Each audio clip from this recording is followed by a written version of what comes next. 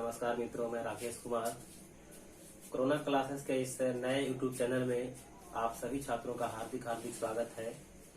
आज मैं आपके बीच बिहार बोर्ड 10वीं कक्षा का इतिहास विषय लेकर के आया हूं।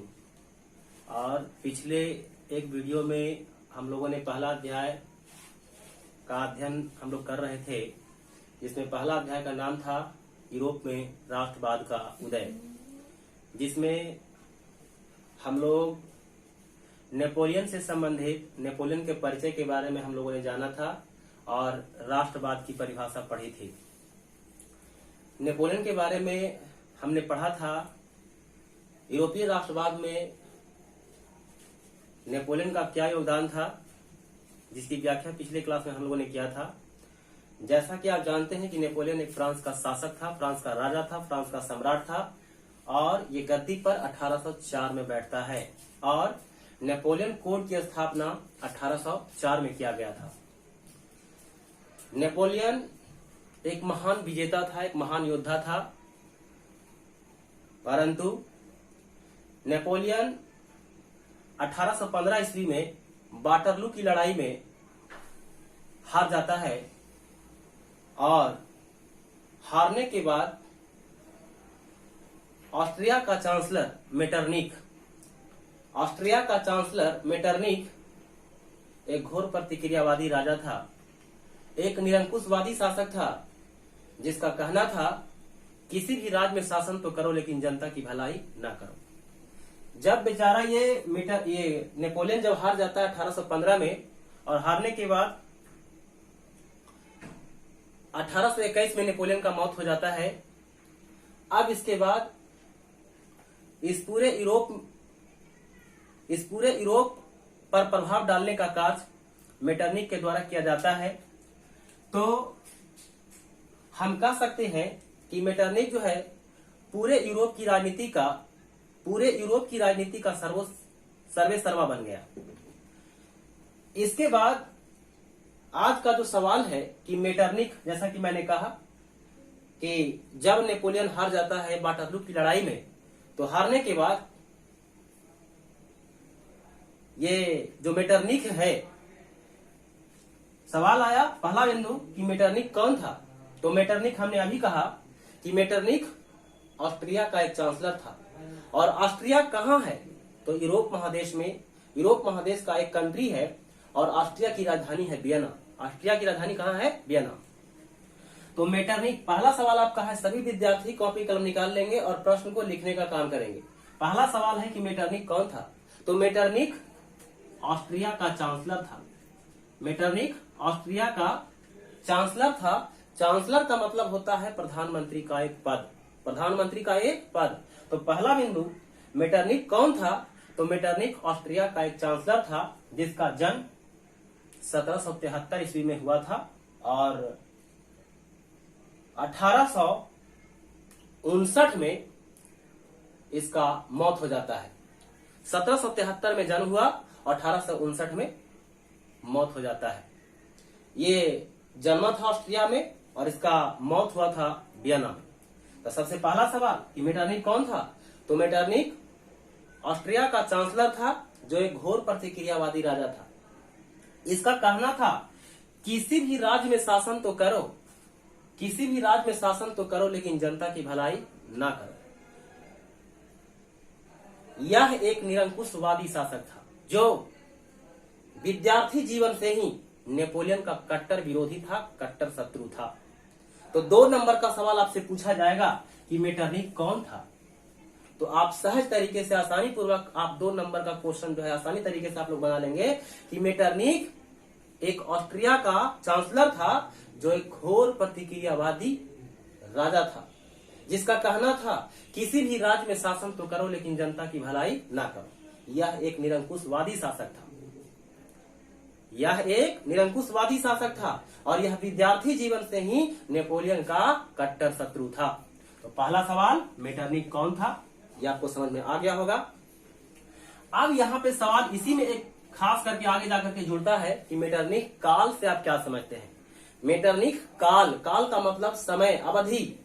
तो मेटरनिक काल, बिल्कुल जो पहला प्रश्न है इसी प्रश्न का ही इसमें केवल हम लोग कुछ बिंदु जोड़ेंगे। मेटरनिख काल क्या है, किसे कहते हैं मेटरनिख काल? तो 1815 से लेकर 1848 तक का समय, 1815 से लेकर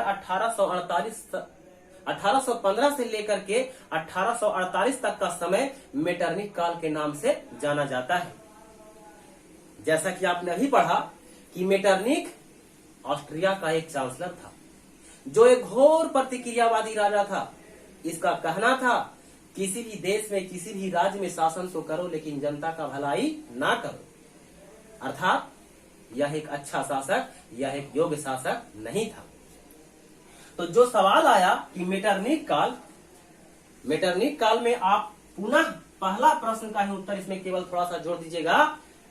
एक लाइन का उत्तर यहाँ पे ये आया कि 1815 से लेकर 1848 तक का समय मेटरनिख काल के नाम से जाना जाता है। मेटरनिख ऑस्ट्रिया का चांसलर था, जो एक घोर प्रतिक्रियावादी राजा था। इसका कहना था किसी भी राज्य में शासन तो करो, लेकिन जनता की भलाई ना करो। और याद रखेंगे, ऑस्ट्रिया जो है यूरोप महादेश में, यह एक यूरोप महादेश का एक कंट्री है। ऑस्ट्रिया की राजधानी है वियना। कहाँ? वियना है। ऑब्जेक्टिव में सवाल पूछ सकता है कि ऑस्ट्रिया की राजधानी कहाँ है, तो वियना है। तो इस प्रकार से मेटरनिख काल हो गया। मेटरनिख कौन था, ये दो सवाल आए। इसके बाद अभी मैंने कहा कि ऑस्ट्रिया की राजधानी कहाँ है, वियना या वियना। अब सवाल उठता है कि वियना कांग्रेस का लक्ष्य क्या था। वियना कांग्रेस या वियना सम्मेलन, ऑब्जेक्टिव में पूछता है कि वियना कांग्रेस सम्मेलन कब हुआ था, या वियना कांग्रेस का गठन कब किया गया। तो वियना कांग्रेस या वियना सम्मेलन का गठन 1815 में किया गया था। तो सवाल आपका यहाँ पे तीसरा सवाल जो है बिंदु, सवाल कह रहा है कि वियना कांग्रेस का लक्ष्य क्या था। तो वियना कांग्रेस का लक्ष्य था 1789 से लेकर 1815 तक, 1789 से लेकर 1815 तक जो भी घटना घटा है उसे दोबारा दोहराया न जाए।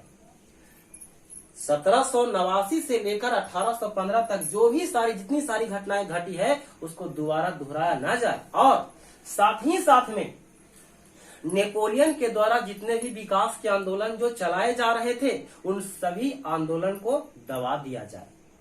देखिए कितना बड़ा लक्ष्य है इसका। और वियना कांग्रेस का जो समर्थक था, प्रवर्तक था, अर्थात कहने का मतलब वो मेटरनिख ही था। तो कहने का मतलब ये कि वियना कांग्रेस का लक्ष्य में यही आया कि 1789, और आप ये जानते हैं कि फ्रांस की क्रांति कब हुआ था, 1789 में। और फ्रांस की क्रांति, जिस समय फ्रांस की क्रांति हुआ था उस समय फ्रांस का शासक था लुई 16वां। याद रखेंगे, यह एक अयोग्य शासक था, यह एक अयासी शासक था। कह सकते हैं कि यह एक अच्छा शासक नहीं था।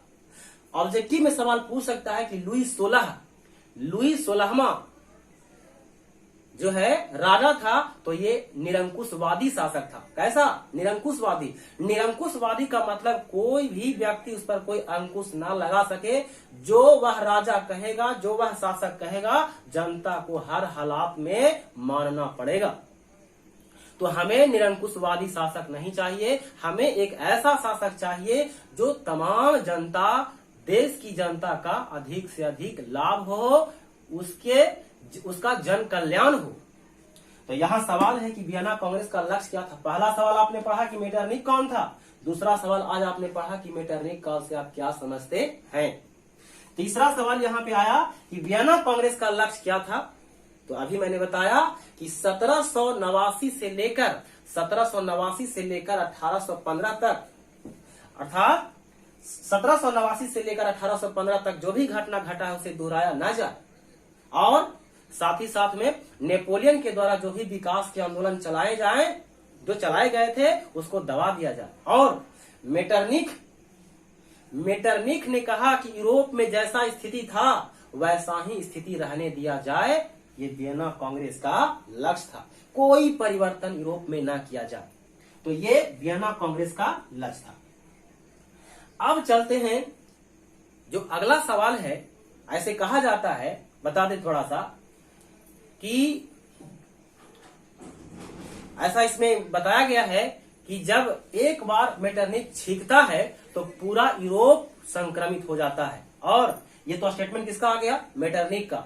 अर्थात कहने का मतलब ये कि मेटरनिक के द्वारा विकास के काम को दबाया गया, जैसा स्थिति था जस का तस स्थिति बरकरार बनाने का ये कार्य किया, भलाई का कार्य इसने नहीं किया।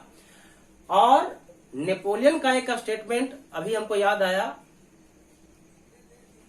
असंभव जो शब्द है मूर्खों के शब्दकोश में पाए जाते हैं। यह कथन किसका है? नेपोलियन का है।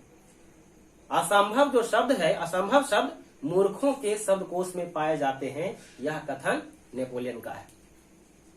तो अभी तक आपने पढ़ा कि मेटरनिक कौन था, मेटरनिक काल से आप क्या समझते हैं, वियना कांग्रेस का लक्ष्य क्या था। 3 सवाल अभी आप लोगों को मैंने बताया। अब है जर्मनी के एकीकरण में।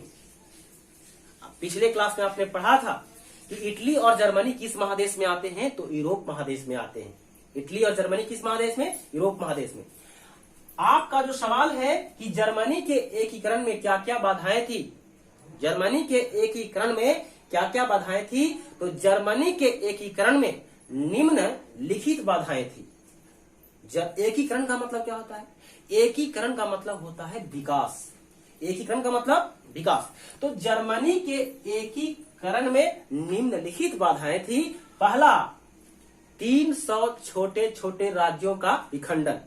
और पिछले क्लास में आपने पढ़ा था कि 300 जो छोटे छोटे राज्यों को खंडित किया गया था, तोड़ दिया गया था, उसे मात्र 39 राज्य में परिवर्तित करने वाला कौन था? नेपोलियन। तो पहला पॉइंट, जर्मनी के एकीकरण में क्या क्या बाधाएं थी, तो आप ऐसे लिखिएगा, प्रश्न का उत्तर ऐसे लिखेंगे कि जर्मनी के एकीकरण में निम्नलिखित बाधाएं थी। बिंदु संख्या 1, पहला 300 छोटे छोटे राज्यों का विखंडन। दूसरा बिंदु, राष्ट्रीयता का अभाव। राष्ट्रीयता का अभाव, देश में जो एकता होती है, एकता अखंडता होता है, एकता अखंडता को तोड़ दिया गया था। भाईचारे के संबंध को तोड़ दिया गया। अर्थात कहने का मतलब ये कि दूसरा पॉइंट में आया राष्ट्रीयता का अभाव। तीसरा बिंदु, ऑस्ट्रिया का हस्तक्षेप की नीति। ऑस्ट्रिया का चांसलर कौन था? ऑस्ट्रिया का चांसलर मेटरनिक था। तो हस्तक्षेप का मतलब क्या होता है? बाधा डालने वाला, विकास के कार्य को रोकने वाला। तो पहला पॉइंट आया 300 छोटे छोटे राज्यों का विखंडन, दूसरा राष्ट्रीयता का अभाव, और तीसरा आ गया ऑस्ट्रिया के हस्तक्षेप की नीति। और चौथा पॉइंट, ऑस्ट्रिया का शासक मेटरनिक जो एक घोर प्रतिक्रियावादी शासक था। अर्थात मेटरनिक का घोर प्रतिक्रियावादी नीति। घोर प्रतिक्रियावादी नीति का मतलब यह कि लोगों के साथ उसका अच्छा व्यवहार नहीं था। तो चौथा, पहला पॉइंट 300 छोटे छोटे राज्यों का क्या हो गया? विखंडन। दूसरा, राष्ट्रीयता का अभाव। तीसरा हमने कहा क्या कि मेटरनिक का घोर प्रतिक्रियावादी नीति। और चौथा पॉइंट आ जाएगा ऑस्ट्रिया का हस्तक्षेप की नीति। ऑस्ट्रिया का हस्तक्षेप की नीति। और जो 5वां बिंदु बनेगा, आर्थिक, राजनीतिक, सामाजिक, धार्मिक क्षेत्रों में अभाव। चाहे वह आर्थिक क्षेत्र हो, ऐसे लिखिएगा, आर्थिक, राजनीतिक, धार्मिक, सांस्कृतिक, सामाजिक, इन सभी क्षेत्रों में अभाव देखा गया। तो ये 5 बिंदु बन गया जर्मनी के एकीकरण में क्या क्या बाधाएं थी। तो पहला बिंदु 300 छोटे छोटे राज्यों का विखंडन, दूसरा राष्ट्रीयता का अभाव, तीसरा बिंदु ऑस्ट्रिया का हस्तक्षेप की नीति, और चौथा बिंदु मेटरनिक का घोर प्रतिक्रियावादी नीति, और 5वां बिंदु आर्थिक, सामाजिक, धार्मिक, राजनीतिक क्षेत्रों में अभाव। इस प्रकार से ये 4 प्रश्न का उत्तर जो है समापन हुआ। तो मुख्यतः कहने का मतलब ये, हमारा कहने का मकसद ये है कि जो भी विद्यार्थी वीडियो देख रहे होंगे वह सिस्टमैटिक ढंग से क्रमबद्ध तरीके से वीडियो को देखिएगा। क्रमबद्ध तरीके से अगर वीडियो देखेंगे तो ज्यादा से ज्यादा समझ में आएगा और आप लोग नोट्स बनाने का काम करेंगे। और जो बिंदु नहीं समझ में आ रहा है आप कमेंट कर सकते हैं और मोबाइल नंबर दिया हुआ है, पूछ सकते हैं, किसी प्रकार का सवाल आप पूछ सकते हैं। तो चलिए आज इन्हीं सारे शब्दों के साथ अपनी वाणी को विराम देते हैं। धन्यवाद।